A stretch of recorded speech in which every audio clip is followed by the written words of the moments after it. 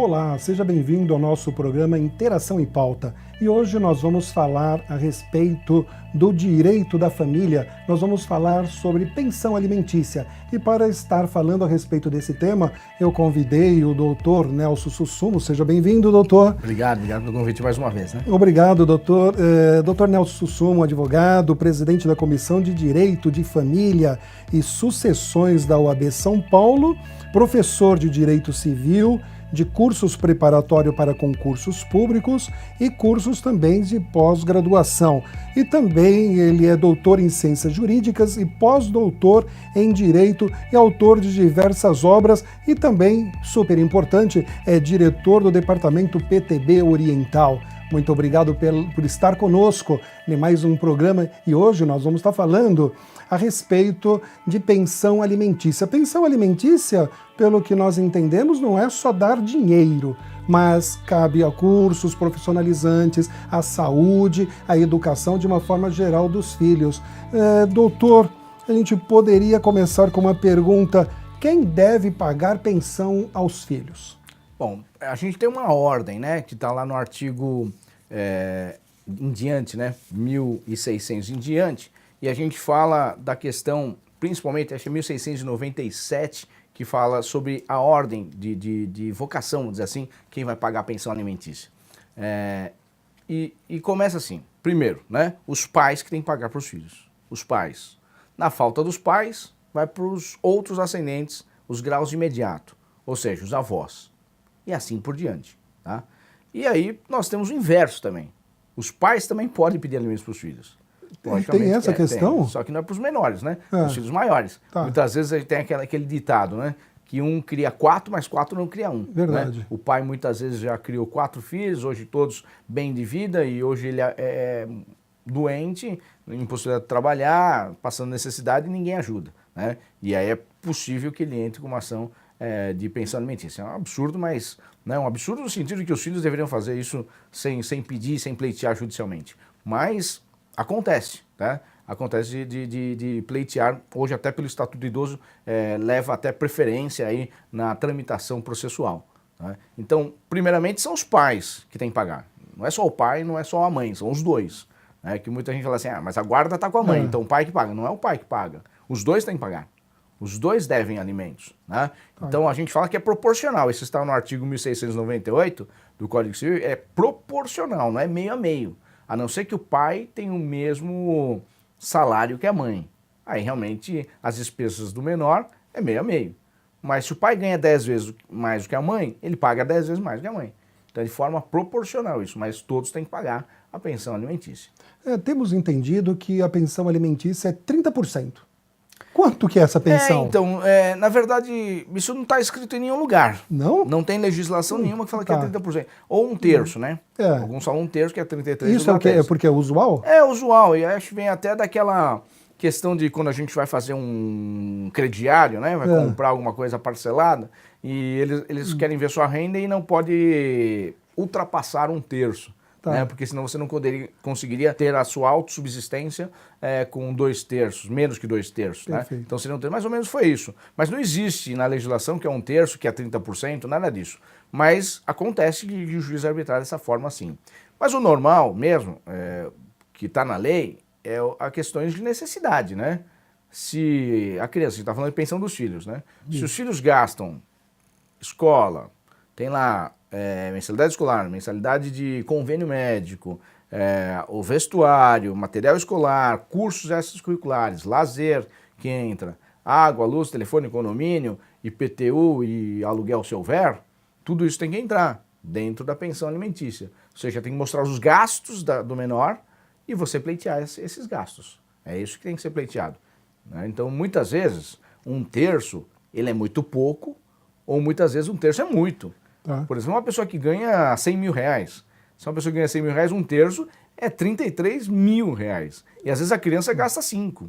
Tá. Então não poderia, não condiz, né, com a realidade. Portanto, não poderia arbitrar um terço, mas sim aquele valor que ele gasta. Né? No caso da criança está com a guarda da mãe e ela passa a morar com um companheiro. O marido, ele pede revisão desse pagamento de pensão? É possível, se nessa pensão entrou água, luz, telefone, TV a cabo, IPTU, condomínio, aluguel, se tiver tudo lá, é possível pedir sim uma revisão, porque entrou mais uma pessoa na casa, né?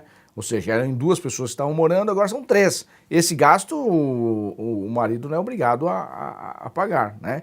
Então ele pode falar que esse 1/3, vamos dizer assim, que são 3 pessoas morando na casa, só paga 1/3. Tá. O outro 1/3 ele não vai pagar, porque agora é do padrasto, vamos dizer, do menor.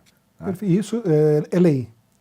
Ou é acordo? É o bom senso que a gente usa. Bom senso. Né? E o direito de família, o juiz vê muito bom senso também nessa questão. Então não é obrigado o pai pagar a moradia para o atual companheiro da mãe da criança.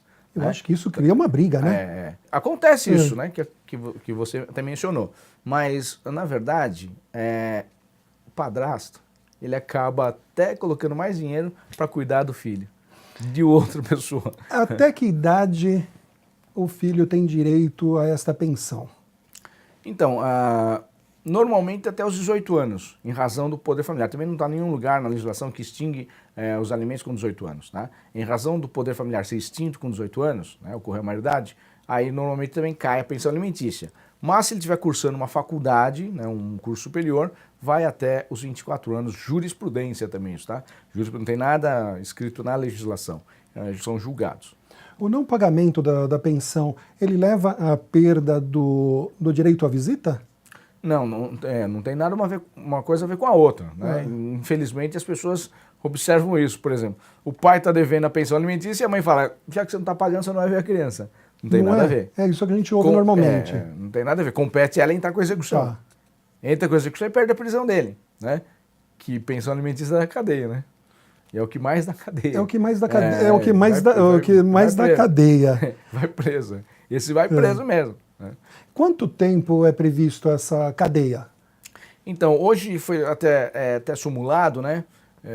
Simulado não, foi enunciado aqui em São Paulo, mas a lei, o Código de Processo Civil, fala de 1 a 3 meses. É porque a lei especial, que é a Lei 5.478 de 68, que é a Lei de Alimentos, falava até 60 dias. Tá? Mas o CPC sempre falou 3 meses, de 1 a 3 meses. E o Código de Processo Civil agora atual, 2015, copiou, de 1 a 3 meses mesmo. E veio o enunciado e falou assim, é até 3 meses. O prazo é até 3 meses, não é 60 dias da Lei 5.478. Então hoje o juiz pode arbitrar até 3 meses. É que tem juiz que não dava 3 de jeito nenhum, falava que era 60. Tá? Hoje vai até 3, sim.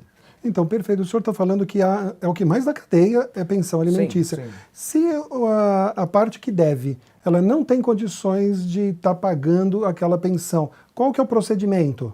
Espera ser preso? Então, se está fixado o valor da pensão alimentícia, dos alimentos, e ele não está conseguindo pagar aquele valor, antes disso, antes de ele ficar devendo, ele deveria entrar com uma ação revisional. Ele tem que procurar um advogado e entrar com uma ação revisional de alimentos, para tentar rever e reduzir, porque ele não está conseguindo pagar aquilo. E o juiz pode conceder liminar, em sede de tutela antecipada, hein, para que reduza esse valor para ele não ser executado, né? Senão ele vai ser preso. Tá. Então, normalmente, antes de ficar devendo, hein? Porque as pessoas, infelizmente, na prática, fazem diferente. Fica devendo 5 meses ou 3 meses, aí depois que vai entrar com a revisional. Aí aquele período já está devendo. Então você tem que fazer uma programação. Sim. Opa, no mês que vem não vou conseguir, não vou conseguir pagar. já. Então você já tem que entrar com uma ação. Perdeu o emprego hoje, no mês seguinte ele sabe que não vai conseguir pagar aquele valor. Verdade. Ele vai ter que entrar com a revisional. Então não é do nada que a pessoa fala, eu vi que agora não dá para pagar. Normalmente você faz uma programação. Né? Mas o que acontece com as pessoas? Elas não, elas sabem que não vai dar para pagar com antecedência, porque é desconhecimento da lei. Eu acho que não é desconhecimento da legislação, acho que a pessoa fica muito... ela não tem prevenção, né? Eu acho que as pessoas não são preventivas, infelizmente, porque se ela é preventiva, não acontece tantas ações que nós temos no judiciário, e aí o transtorno é muito maior, né? A prevenção é muito melhor. Mas as pessoas não têm essa prevenção, né? De falar, poxa, eu não vou conseguir, o que eu faço? Procura um advogado e ver o que ele vai fazer, o que ele pode fazer, né? E aí ele vai falar, entrar com uma revisional de alimentos, porque você não vai poder pagar o mês que vem. Então, normalmente, o juiz tem acatado melhor do que depois de ficar devendo que você entrar. Tá. Depois que você começa a ficar devendo, você entra com a revisional, o juiz fala, agora que você vai entrar. você já está devendo. Esse período que está devendo não adianta. E essa dívida que ficou retroativa tem que ser paga. Tem que ser paga. Porque já se tornou dívida. Sim, hoje é cumprimento de sentença. Ou você vai cumprir sentença a partir de penhora, ou seja, vai penhorar os bens dele, ou vai pedir prisão. Porque se ele não tem patrimônio nenhum, ele não vai pagar nada. Agora, se pedir prisão... Mas qual a vantagem de pedir prisão? A gente sempre fica se perguntando, pedir prisão, a pessoa está desempregada, como que funciona? Olha, eu falo, a prisão é uma coisa complicada mesmo. Algumas pessoas falam que não pode deixar de ser preso, não pode acabar com essa legislação, tanto é verdade que o CPC permaneceu, e é de 2015 agora, permaneceu a prisão, e alguns falam, mas isso não adianta. Não sei. Então, mas se não tem prisão, você acha que... É uma correção, então. A prisão o débito seria maior ainda. É uma forma corretiva. Acho que é coercitiva. É coercitiva. Não é pedagógica ela. Não, né? Não, é de coerção mesmo. A prisão é para pagar. Tanto é verdade que ele está desempregado, igual você mencionou, está desempregado, quando ele vai pagar? Ele arruma o dinheiro. Ele vai com a família. E aí eu falo, é colocar a responsabilidade nas costas dos outros. Né? Que os outros vão vir e vão ajudar ele a pagar. Dentro dessa ajuda, o senhor na escala, da primeira pergunta que eu fiz a respeito de quem tem que pagar a pensão, o senhor falou que na escala chega nos avós. Em que momento chega nos avós? Então, quando o pai não pagou, foi preso, inclusive, e não pagou. Mesmo preso, não pagou. Aí você esgotou os meios de receber dos pais. Aí pode ir contra os avós. Aí sim entra com os avós. Tem que esgotar os meios de propositura contra os pais. E quando, no caso dos pais, ou mais propriamente na mãe, ela tem filho com os pais diferentes, como que funciona essa questão de pagamento de pensão? É distinto isso? Criei um caso agora, hein? Não, eu tive um caso assim. É complicado isso. A mãe tinha 3 filhos, um com cada pai. E praticamente era o do meu cliente que estava sustentando todos. Porque a pensão que ele paga é grande, perto dos outros dois, que acho que os pais nem pagam. Né? Então acaba sustentando os outros. O certo era nivelar. Só que um pai é rico, o outro não é. Então não tem como nivelar. Mas viveria no mesmo ambiente, seria importante. Mas não há como nivelar nesse caso. Porque realmente o filho não é dele, né? Perfeito. Então aí vai ficar diferente. Então vai depender da renda do pai, né, dos pais. Então cada um dos pais, se realmente tiver condições de pagar, vai pagar de acordo com o seu rendimento. Não é estipulado o mesmo valor para os 3 filhos. Tanto é verdade que a filha dele com essa mulher estuda na escola particular e os outros 2 na escola pública. Puxa vida. Mas não é filho dele, né? Então ele não tem obrigação de também colocar na escola particular. É uma situação complicada. Eu acho que a mulher que tem que pensar, né? Vai ter um filho com cada pai, é meio complicado. Vamos criar uma outra... Ou pelo menos ter no mesmo nível, né? Vamos criar uma outra situação. Esse casal tem filhos adotivos. Separaram, divorciaram. Como que é a pensão? Como que funciona? Os filhos adotivos? Isso. É a mesma coisa, né? Os filhos adotivos, hoje não existe mais distinção de filiação. Né? Hoje todos os filhos são legítimos, tá? Então não existe essa distinção se é adotivo ou se é natural. Ele é legítimo hoje. Até tem a questão chamada filiação socioafetiva, que pai e mãe é aquele que cria. E muitas vezes é pedir uma ação declaratória aí de paternidade socioafetiva e é reconhecida. Tá? E é pai normal. Então vai estar seu de nascimento, portanto a pensão é igual. Tá? Muito obrigado, doutor Nelson Sussumo. Estamos encerrando mais esse programa. Passou muito rápido, o tempo voa. Eu gostaria que o senhor deixasse as suas considerações finais. Bom, é importante, né, na pensão alimentícia, eu acho que é uma responsabilidade paterna e materna, né? Não deveria ter cobrança de pensão alimentícia, né? Eu acho que as pessoas, quando têm filhos, eles não pediram para nascer e é importante cumprir com sua obrigação.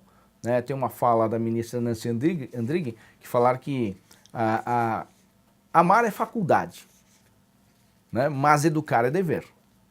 Criar e educar é dever, né? Amar é faculdade. Pode ser que o pai nem ame, mas ele tem que criar e educar. É dever e está na lei.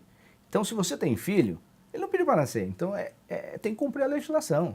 Tem que pagar. Mesmo que você não consiga pagar aquilo que realmente você queria, mas tem que pagar alguma coisa. Mesmo desempregado, você está sobrevivendo como? Você está sobrevivendo de algum lugar, você precisa cumprir com alguma obrigação. Não tem jeito. Então, eu acho importante essa responsabilidade paterna e materna, que a mãe também, muitas vezes, recebe uma pensão alimentícia alta e muitas vezes não gasta com o filho. Não é para ela, é para o filho.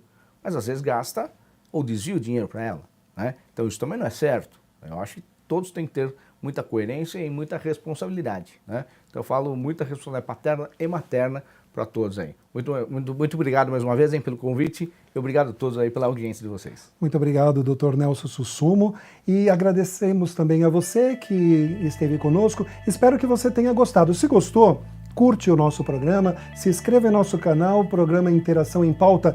Nosso próximo programa com o Dr. Nelson Sussumo, nós vamos falar a respeito de guarda compartilhada. É muito importante e eu quero te ver logo, logo.